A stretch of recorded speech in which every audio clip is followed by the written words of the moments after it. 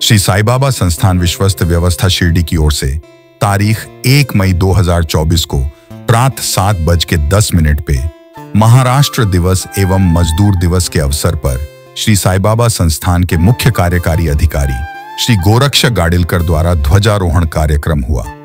पश्चात श्री साईं बाबा संस्थान के 48 आदर्श कर्मचारियों को श्री साईं प्रतिमा शॉल और गुलाब फूल, श्री साईं बाबा संस्थान के मुख्य कार्यकारी अधिकारी श्री गोरक्ष गाडिलकर, उप मुख्य अधिकारी श्री तुकाराम हुलावले, अन्य मुख्य अतिथि के हाथों से सम्मान पत्र देके सम्मानित किया। इस अवसर पर मुख्य लेखा अधिकारी श्रीमती मंगला वराडे, प्रशासनिक अधिकारी श्री विठ्ठलराव बर्गे, श्री भिकण दाभाडे, श्री मधुकर जोशी संरक्षण अधिकारी श्री रोहिदास माली और सभी विभाग के प्रमुख कर्मचारी एवं शैक्षणिक संकुल के सभी विभागों के विभागाध्यक्ष कर्मचारी, शिक्षण स्टाफ एवं विद्यार्थी उपस्थित थे।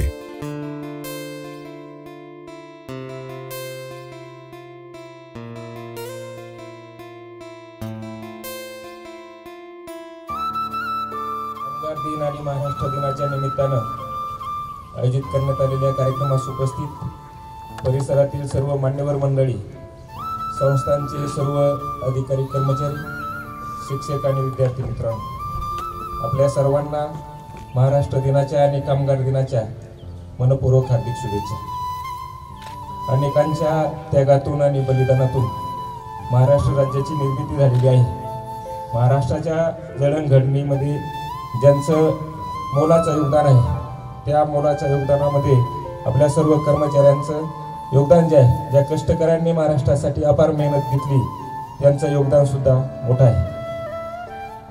साई भक्तांच्या वेगवेगळ्या साई भक्तांनी दिलेल्या कोट्यवधी रुपयांच्या देणगीमधून साई संस्थांचं मोठं काम निर्माण झालेलं आहे। साईबाबा विश्वस्त व्यवस्था आणि आपण सर्व कर्मचारी, आपण आतापर्यंत जी अपार मेहनत घेतलेली आहे, त्यामुळे आपण मोठं काम या ठिकाणी निर्माण करू शकलो आहे। संस्थांचं काम करत असताना आपल्या अनेक अडचणी आहेत, त्या अडचणी सोडवण्याचा प्रयत्न जो आहे या पुढील कालावधीमध्ये निश्चितपणे केला जाईल। संस्थांमध्ये काम करत असताना जो साई भक्त या ठिकाणी येतो, त्या साई भक्तांची जास्तीत जास्त सेवा, त्याला जास्तीत जास्त सुविधा कशा देता येतील, त्यासाठी आपल्याला प्रत्येकाला प्रयत्न केला पाहिजे, त्याचा विचार आपण केला पाहिजे। सोबतच जे आहे, बाबांचं एवढं मोठं काम या ठिकाणी तयार झालेलं आहे संस्थांच्या माध्यमातून, ते टिकवण्याचं आणि त्यामध्ये माझं योगदान जास्तीत जास्त कसं देता येईल यासाठीचा प्रयत्न जो आपण प्रत्येकाने केला पाहिजे।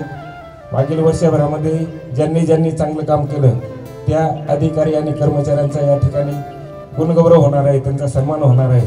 त्या सर्वांना मी या ठिकाणी मनपूर्वक त्यांचं अभिनंदन करतो, त्यांच्या पुढील कार्यासाठी शुभेच्छा देतो।